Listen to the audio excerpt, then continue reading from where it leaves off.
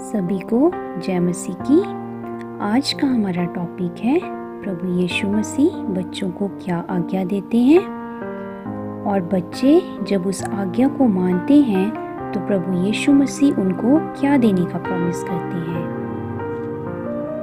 तो इसके लिए हम अपनी बाइबल में से निकालेंगे इफिसियों की पत्री 6 अध्याय और उसकी 1 से लेके 2 आयत तक पढ़ेंगे। इसमें इस तरह से लिखा है, हे बालकों, प्रभु में अपने माता पिता के आज्ञाकारी बनो, क्योंकि ये उचित है। अपनी माता और पिता का आदर कर, ये पहली आज्ञा है जिसके साथ प्रतिज्ञा भी है। इन आयतों से हमें ये सीखने को मिलता है कि बच्चों को अपने माता पिता के आज्ञाकारी बनना है।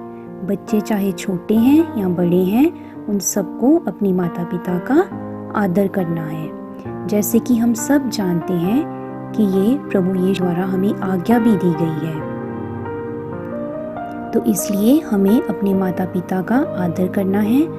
जब हम अपने माता पिता का आदर करेंगे तो प्रभु हमें क्या देने का प्रॉमिस करते हैं वो हम देखेंगे। इसके लिए हम इसी की 3री आयत को पढ़ेंगे।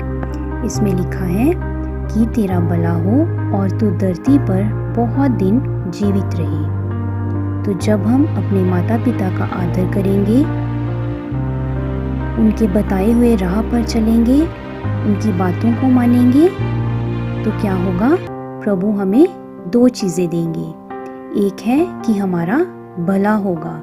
प्रभु यीशु मसीह हर चीज़ में हमारा भला करेंगे। और इसके साथ ही दूसरी चीज़ ये है कि हम धरती पर बहुत दिन तक जीवित रहेंगे। इसका मतलब है कि हमारी आयु बढ़ेगी। तो देखिए, प्रभु यीशु मसीह हमें 2 चीज़ें देने का प्रॉमिस करते हैं। एक हमारा भला होगा और दूसरी हमारी आयु बढ़ेगी। कब ये दोनों चीज़ें होंगी?